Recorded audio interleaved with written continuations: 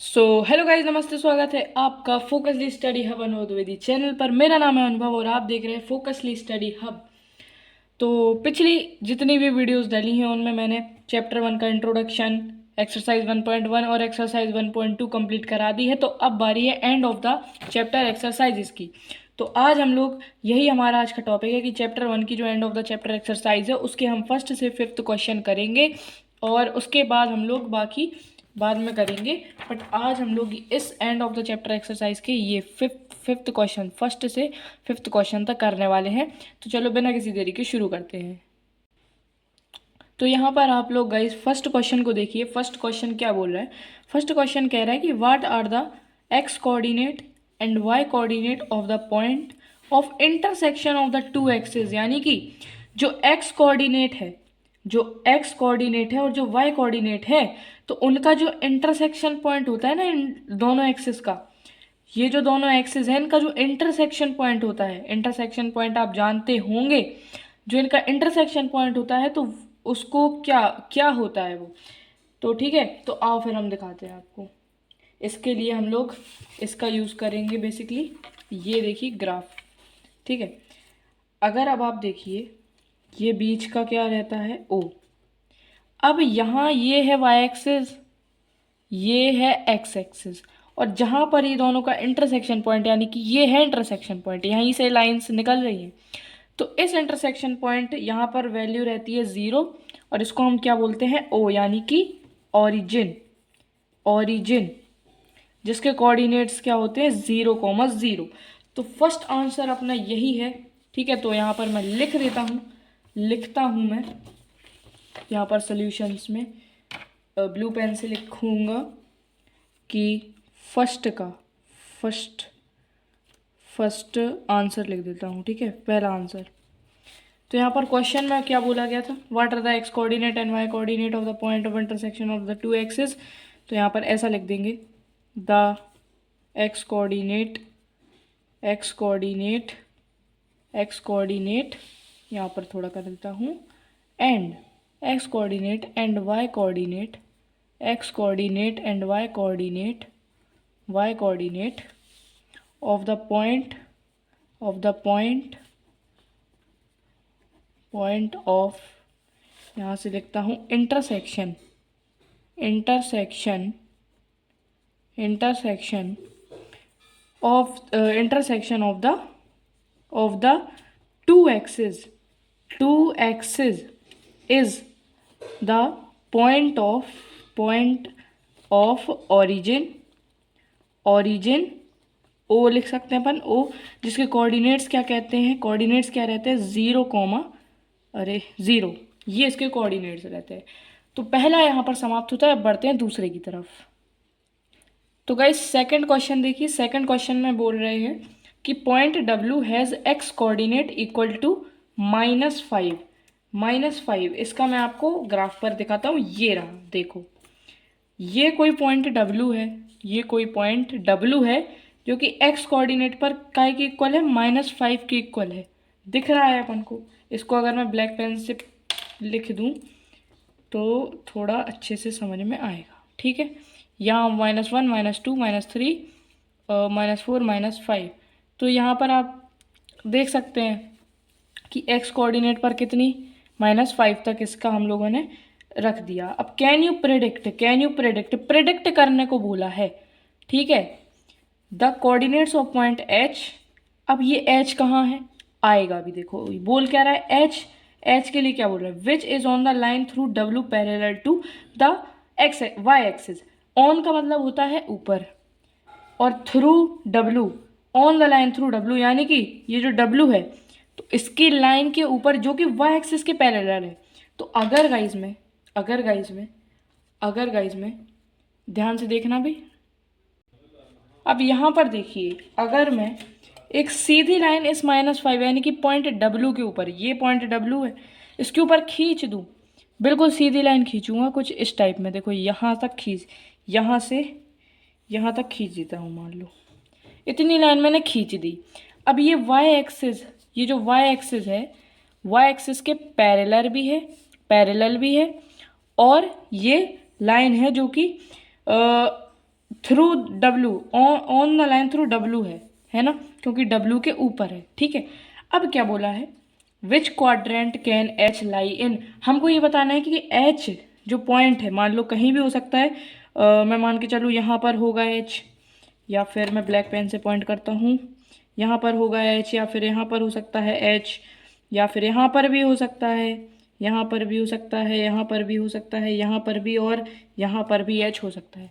इधर में से कहीं भी एच हो सकता है, अपन को पता नहीं, उन्हें प्रिडिक्ट करने को बोला है, ठीक है। अपन को प्रिडिक्ट करना है, तो देखो मैं जानता हूँ ये फर्स्ट क्वाड्रेंट है, ये फर्स्ट क्वाड्रेंट है, आप भी जानते हैं, ये सेकंड है, ये थर्ड है, और ये लास्ट फोर्थ है। अब मान लो अगर जैसे कि इसकी वैल्यू हो गई -1, यहाँ पर हो गया -2, -3, और ये नीचे पॉइंट यहाँ पर होना, यहाँ से एक्स हटा दो, अभी एच हटा दो, यहाँ तक ही है, और अपने यहाँ पर पॉइंटर कर लेते हैं, जैसे कि ये 1, ये 2, ये 3, तो कुछ इस टाइप में हो गए, इस टाइप में हो गए। अरे भाई पेन कहाँ रोल हो गया, ठीक है।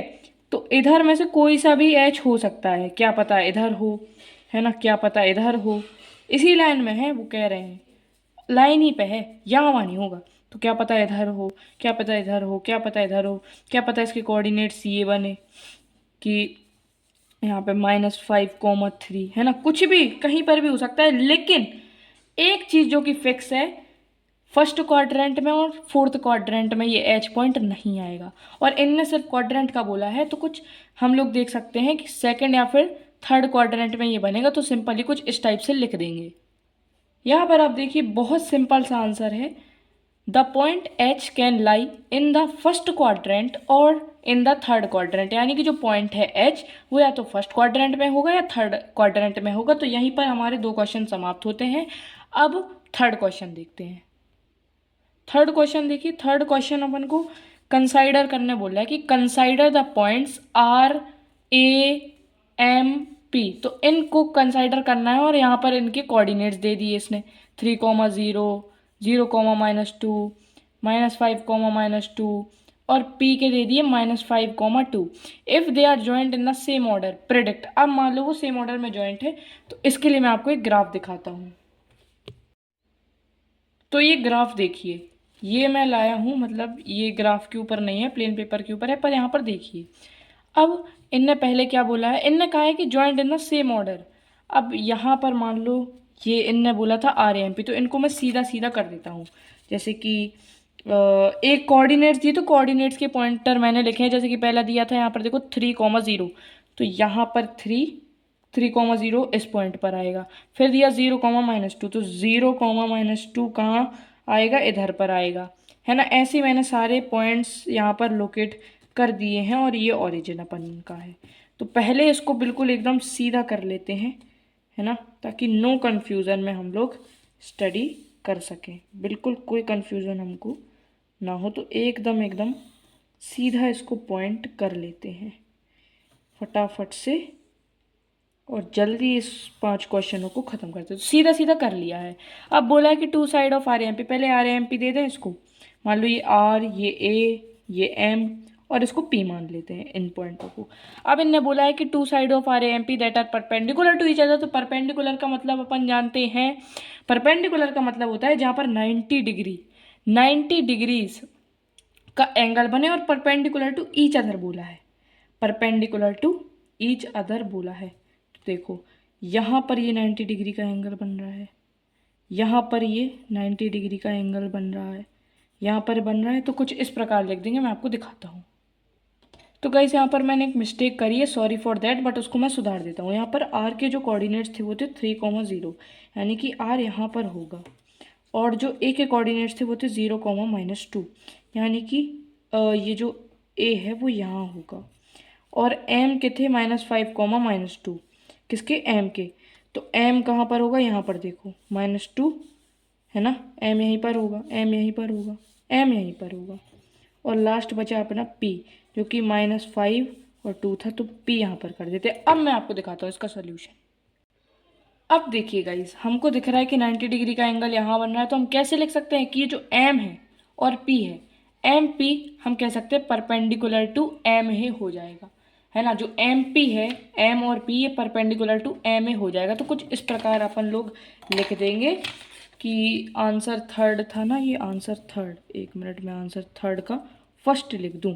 तो पहले मैंने परपेंडिकुलर बोला था, तो हम लिख देंगे कि the points M P perpendicular to, ये होता है परपेंडिकुलर का साइन, इसको परपेंडिकुलर का साइन बोलते हैं, ए एम पॉइंट्स। ठीक है, ये अपना आंसर हो जाएगा। अब थर्ड के सेकंड की तरफ चलते हैं बिना किसी देरी के। तो अब इन्होंने बोला है कि one of the side of R A M P that is parallel to one of the axes, यानी कि कोई एक side R A M P की एक एक्सेस के पैरेलल है। तो ये एक्स एक्सेस है, ये वाई एक्सेस है, मेरे को दो दो दिख रहे हैं। ये जो एम पी है ना, ये वाई के कोऑर्डिनेट के पैरेलल है, और ये जो एम ए है ना, एम ए ध्यान से देखिएगा, एम ए यानी कि ए एम बोलते हैं इसको, क्योंकि पहले ए आता है बाद में एम आता है, तो इसको ए एम बोल देंगे और इसको अपन लोग क्या पी एम बोल देंगे। ठीक है, तो एम पी कुछ भी बोल सकते हैं, उसकी वो कोई नहीं रहती है। तो एक तो मुझे ये दिख रहा है और एक ये दिख रहा है, तो कुछ इस प्रकार से लिख देंगे, मैं आपको दिखाता हूँ। तो कुछ इस प्रकार से लिखेंगे, the points P M parallel to Y axis and points A M parallel to X axis, क्योंकि मुझे दिख रहे थे ए एम एक्स एक्सिस के पैरेलल और पी एम ये वाई एक्सिस के पैरेलल। तो बिना किसी देरी के अब चलते हैं इसके थर्ड पर। थर्ड क्या बोल रहा है, थर्ड देखो, two points that are mirror images of each other in one axis which axis will be, यानी कि मिरर इमेज का आपने सुना है, मिरर इमेज का आपने सुना है, मिरर इमेज कुछ इस टाइप की नहीं रहती, इस टाइप में, जैसे कि ऐसे ऐसे या फिर ऐसे ऐसे अपन का हो जाए। तो यहाँ पर मान लो एक पॉइंट है, यानी कि यहाँ पर एक बंदा खड़ा है, कोई खड़ा है, तो वो यहाँ पर होगा। मान लो ये इसकी 2 सेंटीमीटर है, तो मिरर से भी उसकी जो वो है डिस्टेंस, मिरर के इस साइड भी 2 सेंटीमीटर होगी और रियल लाइफ में जहाँ वो खड़ा है वो भी 2 सेंटीमीटर होगी। तो इस प्रकार से बताना है। तो मुझे दिख रहा है कि क्या दिख रहा है मुझको यहाँ पर ये दिख रहा है कि जो एम और पी है ना, ये जो एम है और पी है, ये एक दूसरे की मिरर इमेजेस है। अगर आप लोग ग्राफ पर लिखेंगे तो बिल्कुल ग्राफ पर करेंगे ना इसको शो, ऐसे वाले पे, इस पर तो बिल्कुल ये ना मिरर इमेजेस आएंगी, यानी कि इक्वल होगी लेंथ अगर ग्राफ पर करेंगे। तो कुछ इस प्रकार से लिखते हैं, मैं आपको दिखाता हूँ। तो देखिएगा, इस the points M and P are mirror images in the X axis. X axis मैंने क्यों लिखा, क्योंकि इनने बोला ही कुछ इस प्रकार से था, two point that are mirror images of each other in one axis which axis will this be. तो एक्स एक्सिस हो जाएगा ना ये, तो एम और पी है, हमको दिख भी रहे हैं कि एम और पी है और ये एक्स एक्सिस पर है। तो बिना किसी देरी के अब चलते हैं फोर्थ क्वेश्चन पर। यहाँ पर देखिएगा, इस फोर्थ क्वेश्चन कह रहा है प्लॉट पॉइंट जेड जिसके कोऑर्डिनेट्स है 5, -6 ऑन द कार्टेशियन प्लेन, यानी कि कार्टेशियन प्लेन पर हमको जेड को पॉइंट करना था, प्लॉट करना था। तो ये रहा जेड आपका। ये मैंने बहुत कुछ बना दिया है, मैं अभी आपको समझाता हूँ ताकि ज़्यादा टाइम खोटी ना हो, इस वजह से। फिर उन्होंने बोला कि on the Cartesian plane construct a right angled triangle. Right angled triangle मैंने बनाया, देखो राइट एंगल ट्राइंगल जिसकी एक साइड 90 डिग्री की हो, तो ये राइट एंगल ट्राइंगल हो गया। और आई जेड एन बनाना था and find the length of 3 side. तो जेड ये हो गया, जेड ये हो गया। मैंने क्या किया, पहले इसको प्लॉट किया और यहाँ से ऐसे प्लॉट किया। तो इसके कोऑर्डिनेट्स देखिए 5,0 हैं, इसके तो 0,0 हैं। तो आई जेड एन मैंने कुछ इस प्रकार, आई जेड एन ऐसे मैंने लिख दिए। ठीक है, आई जेड एन कुछ इस प्रकार से मैंने लिख दी और हर एक की लेंथ फाइंड करनी इनको अपन ना। और क्या देखो, क्वेश्चन में बोला है आई जेड एन, नहीं तो ऐसे अपन इनको मान सकते थे कि ये ए है और इसको बी मान लेते, इसको सी मान लेते, लेकिन अभी आई जेड एन से ढूंढना है। तो चलो फिर ढूंढते हैं। सबसे पहले आप इसको अच्छे से ऑब्जर्व कर लीजिए, कुछ नहीं करना है, बहुत आसान है। सबसे पहले देखो, हम एक काम करते हैं, पहले इसकी लेंथ भी फाइंड करनी है, इसकी लेंथ भी फाइंड करनी है और देन इसकी लेंथ भी फाइंड करनी है। तो पहले इन दोनों की कर लेते हैं। तो कुछ इस प्रकार से लिखेंगे, मैं आपको दिखाता हूँ। तो गाइस देखो, सबसे पहले मैं ना इनकी लेंथ फाइंड करूँगा, आई एन की। ठीक है, आई एन की फाइंड करूँगा। तो उसके लिए मैं बहुत इजी स्टेप है, बहुत इजी। मैं क्या करूँगा, इसको मैं एक्स मान सकता, ये एक्स होता है, ये वाई होता है। इस प्रकार से ये कोऑर्डिनेट्स बनते हैं। बताओ बनते हैं कि नहीं? इतना समझे, इतना समझे। और इसका एक्स और वाई ये है। तो अगर इधर पे मैं एक्स और एक्स माइनस कर दूँ तो लेंथ आ जाएगी। चलो आ जाएगी, बिल्कुल आ जाएगी। तो चलो ऐसे करते हैं, मैं दिखाता हूँ। तो देखिए, सबसे पहले हमको इसकी फाइंड करनी है, इसकी।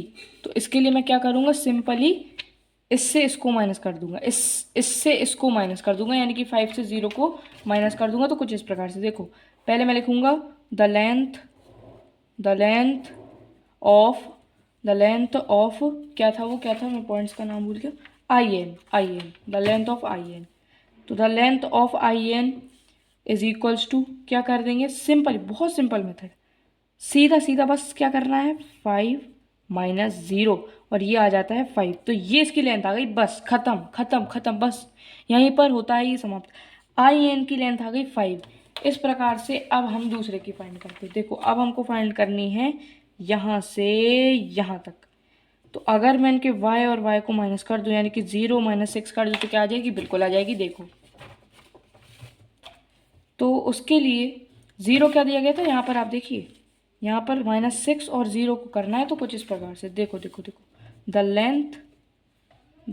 लेंथ ऑफ, क्या था, मैं पॉइंटर्स का नाम भूल गया, एक मिनट। पॉइंट्स थे एन जेड, यहाँ से आई है, यहाँ से ध्यान से देखना, एन जेड। इसको मैं क्या करूँगा, 0 माइनस माइनस का 6, माइनस का 6 है इसलिए ब्रैकेट में डाल रखा है। और जब ये बाहर आएंगे ना तो माइनस माइनस प्लस हो जाएगा, और क्या आ जाएगा, +6। बस इसकी लेंथ, ये इज इक्वल्स टू लेंथ, ये इज इक्वल्स टू लेंथ, ये दोनों की लेंथ आ गई।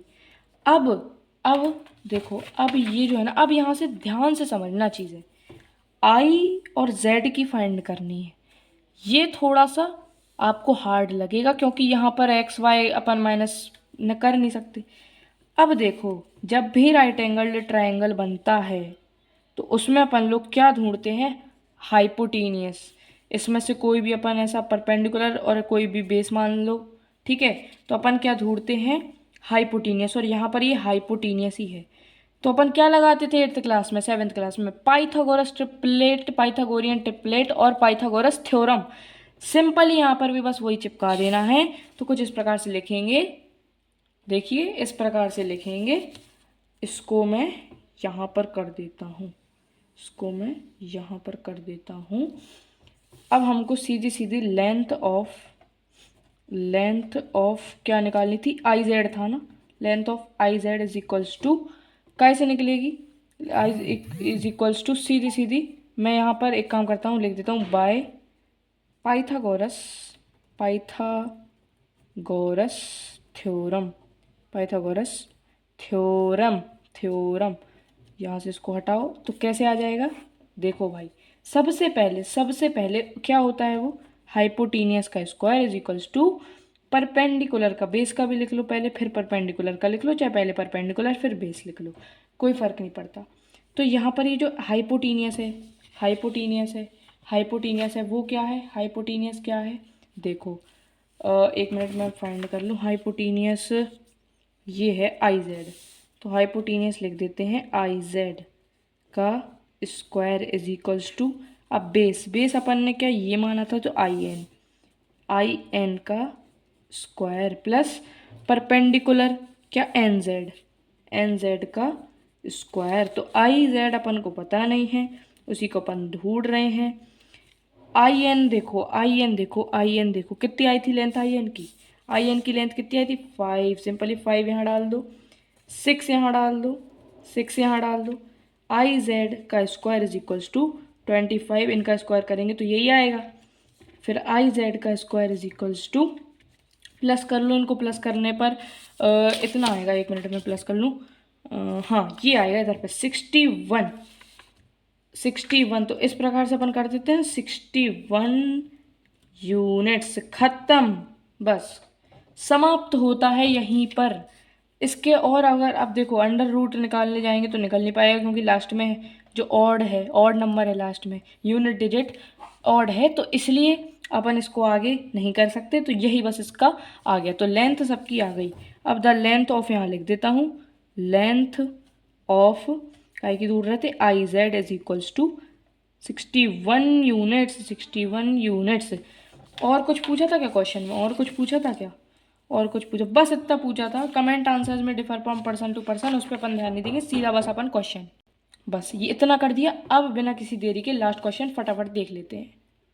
यहाँ पर देखा है, what would a system of coordinates be like if we did not have negative numbers. अगर हमारे पास नेगेटिव नंबर हो तो एक कोऑर्डिनेट का सिस्टम किस टाइप का दिखेगा? देखो, यहाँ पर नेगेटिव होते हैं, यहाँ पर सॉरी यहाँ पर रहता है वाई डैश, यहाँ पर रहता है एक्स डैश, यहाँ पर नेगेटिव होते हैं। अगर नेगेटिव ना हो और मान लो यहाँ पर 1, यहाँ पर 2, यहाँ पर 3, यहाँ पर 4, नीचे नहीं लिखेंगे, यहाँ पर 1, यहाँ पर 2, यहाँ पर 3, कुछ यहाँ पर 4, कुछ इस प्रकार से हो तो ऐसा दिखेगा। सबसे पहले तो ऐसा रहेगा सिर्फ, यानी कि सिर्फ फर्स्ट क्वाड्रेंट ही इसमें रहेगा शामिल। सेकंड, थर्ड, फोर्थ इनको हमको कैंसल आउट करना पड़ेगा, ठीक है।